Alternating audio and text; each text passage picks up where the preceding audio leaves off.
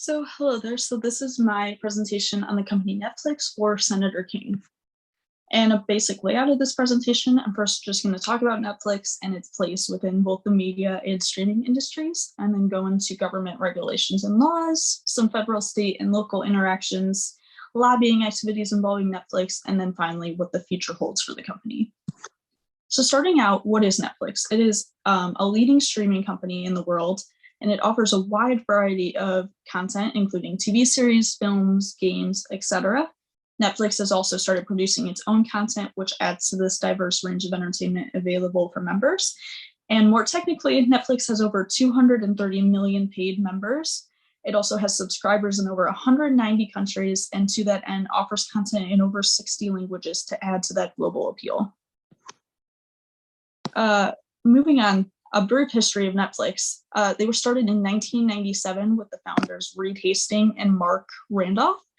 And it started as a mail DVD rental service, which evolved into the current streaming platform in 2007. This expanded to smart TVs, to mobile devices until 2013, when Netflix ultimately launched original content on the platform. And then more recently, they just celebrated their 25th anniversary and did reach that 200 million subscriber mark. So where Netflix ranks here is just a list of the major media companies by Forbes from 2022. And as you can see, it ranks about fourth. Walt Disney and Comcast hold those top two spots. So Netflix is probably going to stay in that fourth ranking and is unlikely to move up, but they are still relatively high. Looking just at the streaming industry specifically, though, Netflix is on top in terms of total memberships, which it's held for a really long time. However, they were recently beat out by Amazon Prime in terms of overall revenue this past December. So they are starting to see some more competition creep up on them. As far as tax credits go, Netflix has benefited quite heavily, specifically in California, who issued the Film and TV Tax Credit Program in 2009. And Netflix was awarded $60.3 million in 2022. Disney, the second largest receiver, was only awarded $27 million. So as you can see, Netflix has really benefited quite heavily from this program. As far as government regulations and laws, Netflix issues maturity ratings for all of its content, and these are determined heavily by federal and local standards. Netflix also has to comply with copyright laws and acquire licenses because it doesn't just release its own content. It's still releasing outside content, and those partnerships do require government licenses. Netflix also has to interact with each level of government to comply with taxes, mainly sales taxes and income taxes, which can differ on depending on the jurisdiction. So these can differ at the federal, local, and state level. Overall, Netflix paid $772 million in taxes in 2022, which shows how large of a company they are. As far as local fees go, Netflix may or may not have to pay more of these. In Maple Heights, Ohio, a court recently ruled that in that jurisdiction, Netflix does not have to pay local franchise fees. However, states like Texas and Indiana are still deciding similar cases, so this may not necessarily be the same in every single area. More of a legal issue, but in 2022, the Supreme Court did strike down the case Roe v. Wade, which lifted abortion protections at the national level.